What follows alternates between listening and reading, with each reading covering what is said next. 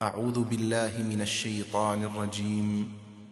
المنافقون والمنافقات بعضهم من بعض يأمرون بالمنكر وينهون عن المعروف ويقبضون أيديهم نسوا الله فنسيهم إن المنافقين هم الفاسقون وعد الله المنافقين والمنافقات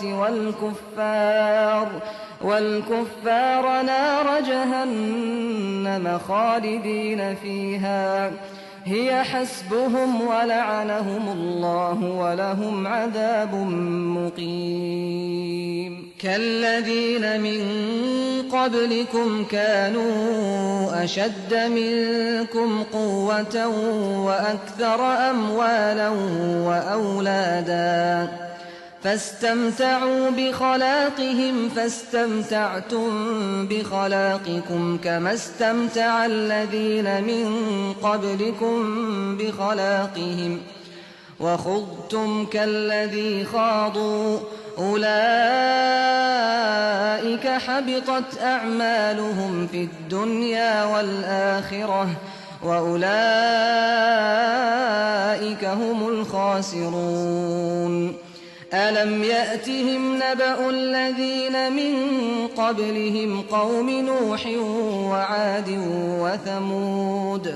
وعاد وثمود وقوم إبراهيم وأصحاب مدين والمؤتفكات أتتهم رسلهم بالبينات فما كان الله ليظلمهم ولكن كانوا أنفسهم يظلمون۔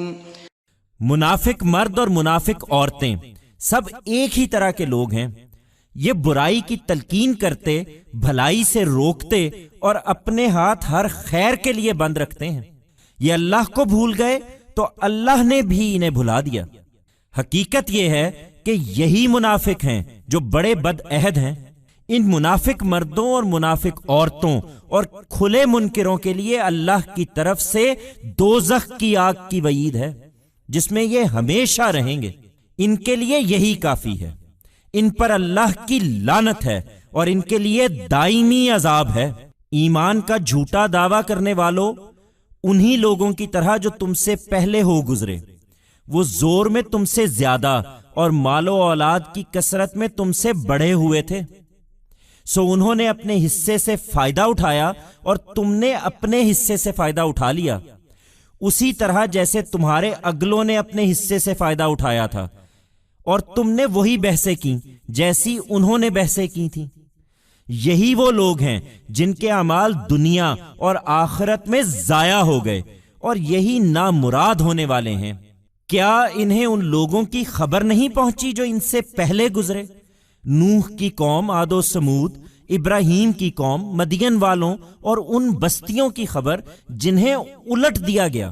ان کے رسول ان کے پاس کھلی کھلی نشانیاں لے کر آئے، سو ایسا نہ تھا کہ اللہ ان پر ظلم کرتا، بلکہ وہ خود ہی اپنی جانوں پر ظلم کرتے رہے۔ Hypocrite men and hypocrite women are all the same type of people. They urge evil and forbid good and withhold their hands from all good. They forgot God, so God also forgot them. In reality, it is these hypocrites who do not fulfill their promises at all.